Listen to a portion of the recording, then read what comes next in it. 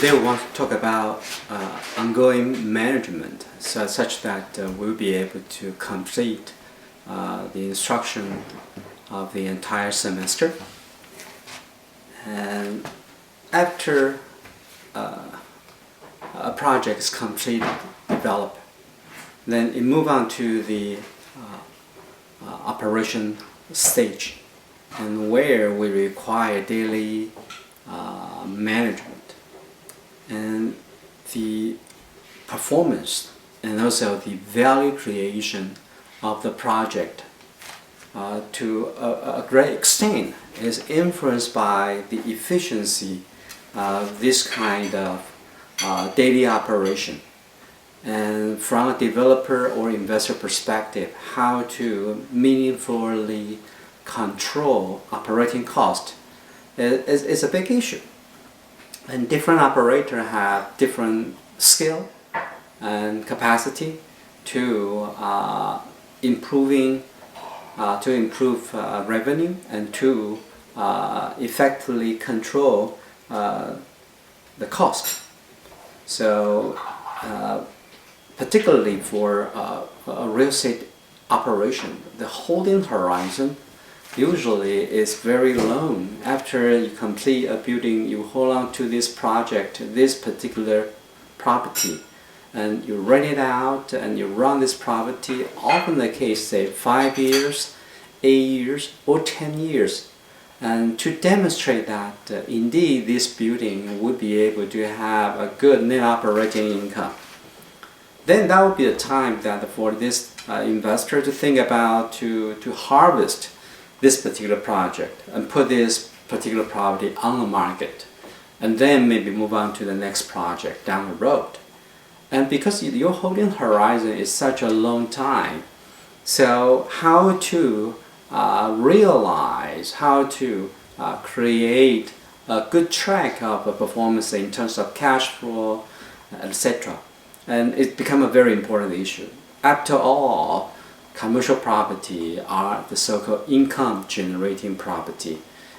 In order to sell this property at a good price, the investor will need to be able to demonstrate over certain period of the years that cash flow are respectable and such that you will be able to sell at a good price. So it is this long horizon. It is that during this whole long horizon, the need to demonstrate a good operating result. Okay, so make the ongoing management particularly relevant and important. Next slide. And this kind of management during this holding horizon and involving two layers of management.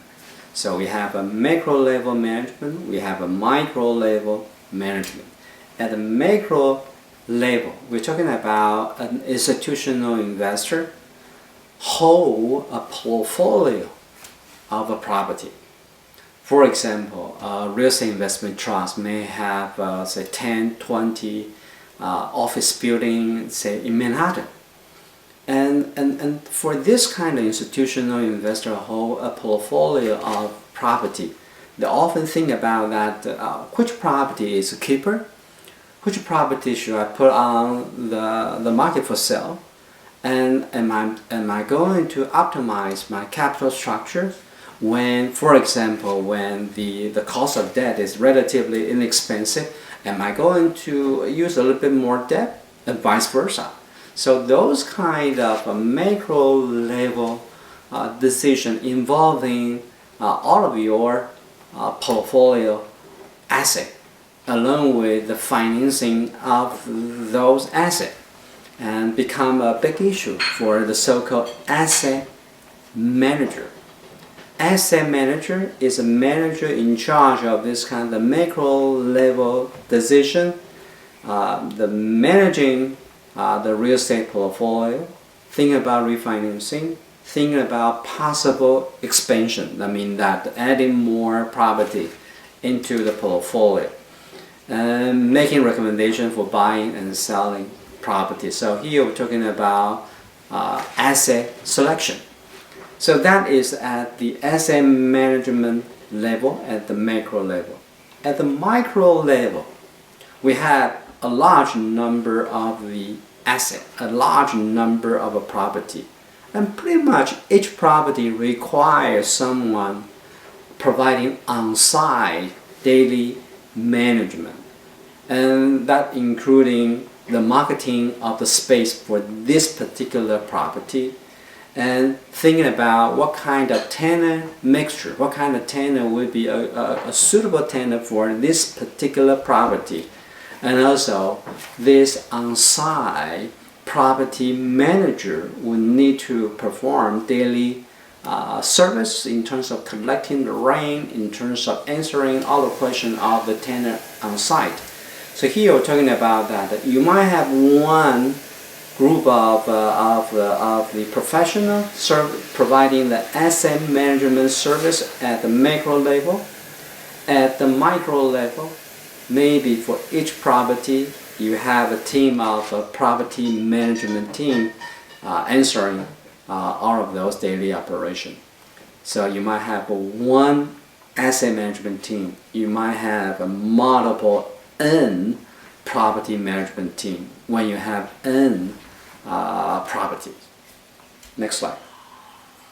So in the next slide, we have this chart showing that asset management function is at the macro level on the upper part of this chart, and then the lower part is a property management, and property management team report to the asset manager. Okay, and the function that they provided at these two different layers of the management is illustrated in this particular chart.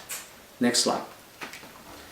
An asset manager is someone who is in charge of an entire portfolio. This is someone, often the case that has a advanced degree and has many years of experience in terms of performing this kind of investment decision, and often they work for institutional investor. Okay, because only institutional investor would be able to hold a portfolio of real estate. Okay, so because each property is quite expensive, it's a big ticket item. Next slide. And the function they provided, including that identify those assets, those property that seem to be a good investment, and providing the research, looking to due diligence, and then negotiating the acquisition price. And so it's very much like the portfolio manager for mutual fund. And when you have this fund manager in charge of the selecting whether you want to invest in IBM stock or AT&T stock, and here we're talking about that for a real estate asset manager, and this person would be in charge of deciding whether you want to acquire one particular building along the Park Avenue or whether another competing office building on the 3rd Avenue would be a better addition to the portfolio. So they are basically performing same kind of task. Next slide.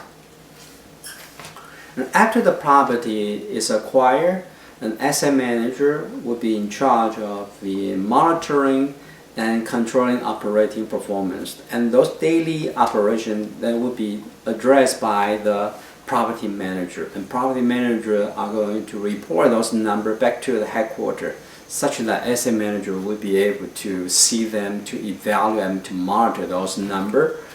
And then they will make a list of the suggestion to the institutional investor about the potential expansion of the portfolio and the possible way of obtaining financing and the structure, the deal, etc. Maybe refinancing, maybe thinking about that want to use different form of the financing, and then also talking about that all of the investment opportunity floating out there in the market. So that would, after a property is acquired, and keep on tracking the performance, think about the additional opportunity associated with this investment. That would be the kind of thing that the manager, asset manager, will need to continue to follow. Next slide. The kind of knowledge set an asset manager will need to have, including understand the portfolio theory, because here we're talking about a portfolio of asset and asset pricing. Okay, we talk about that appraisal value, we're talking about investment value, etc.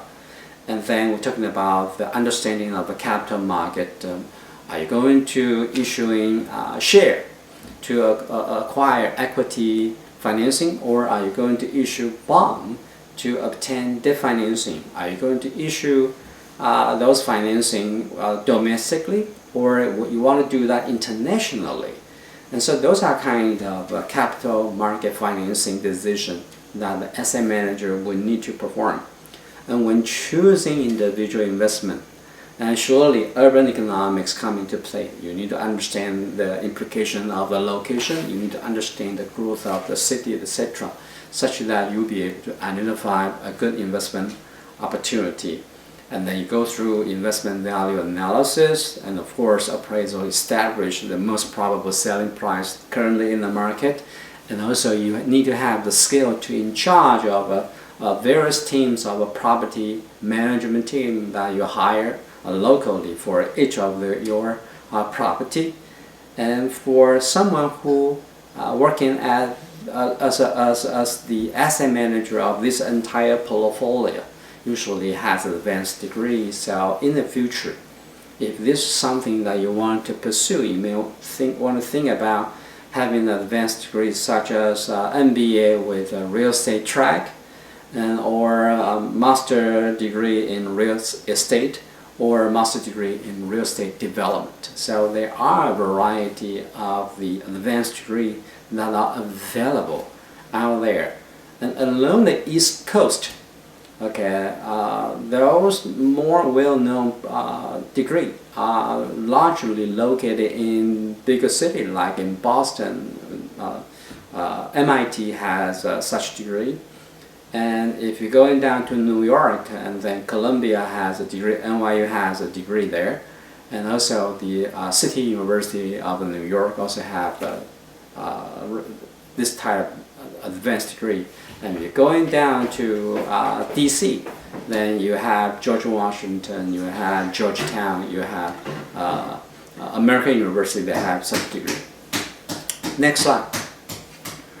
And this is one of the example of the asset management company. It's Prudential Real Estate Investor. This is one of the largest one, and they're in charge of the tens of billions of the dollar of the portfolio globally, and providing this kind of management services in terms of forming portfolio on behalf of their clients. So this would be a very good employer down the road. This is one of the examples. Next slide. And then at the macro level, we have asset manager. At the micro level, we have property manager. And usually for each large property, you have at least one property management team down there taking care of the daily operation. And then they will report back to the asset manager at the macro level. And property managers are in charge of the daily operation of a property, and it's very detail-oriented kind of job in terms of addressing the needs of the tenant, dealing with the tenant, providing service to the tenant, and maintaining the property, etc., paying the bill, etc. Okay, next slide. So here we have a list of a function performed by property manager, including marketing of the property. You want to make sure that you rent out of your space, okay? And you want to identify those tenants that are suitable to your property, and that would be the so-called selecting a tenant mixture. And this is a very important job in the sense that when you have an income-generating property, the last thing you want to have is to have a tenant moving in, but this tenant is not a suitable tenant for your property, such that in a very short period of time, this tenant will need to leave. Then you need to find another tenant. So here we're talking about repeating, have a new tenant coming in. You spend a lot of cost and time to identify the next tenant. It just doesn't make sense. It's very costly, and it's going to have you. It's going to hurt your bottom line. So from a tenant management perspective, and you want to do the job right at the first place. You get someone in, and this is a good tenant. It's going to stay in your space for a long time. By doing so, you're minimizing your cost of a recruiting tenant, and then you have the stability of the revenue coming in, and both is going to add to the value for your property. So choosing the right tenant is a very important set of tasks will be performed by the property management team. And then go through the signing the lease, collecting the rent, and you need to make sure that the space is nice and the tenant would happy to keep on staying in your space. So the building maintenance is very important. You need to maintain at a certain level, and the communication with the tenant, communication with the owner is a very important part of thing that the property management team would need to deliver and perform. Next slide. And this is one of the example of the managing tenant mixture. And this example that I have is about the shopping industry. And the shopping, particularly a shopping mall, usually traditionally when we have a shopping mall, we have the so-called anchor tenants. Traditionally, anchor tenant is a department store like a Macy's, like Bloomingdale, etc. In the 80s and in the 90s, a department store is often a tenant that would be able to draw customer into this entire complex. But the role of department store have evolved. As time goes by, today department stores are not as powerful as used to be, and to some degree that department stores are not really that popular anymore. So when a shopping mall thinking about the anchor tenant nowadays, they're thinking about, for example, Apple Store. Apple Store would be able to bring in a lot of the traffic onto the property.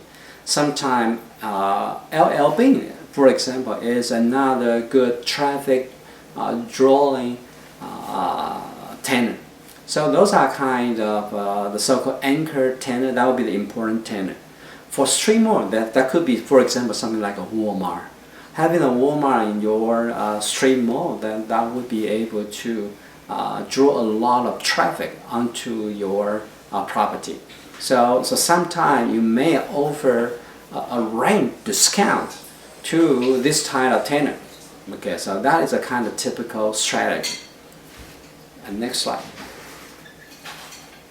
And for property manager, the manager at the micro level, and they are in charge of the operation, daily operation of one particular property, and the kind of skill set mostly dealing with the people. So property manager would need to have this kind of good interpersonal skill. And in general, at a typical university like UVM, we do not have, traditionally we do not focusing on this type of education. And there are certain kind of trade school that do pay attention to this kind of education. For example, the hotel management school.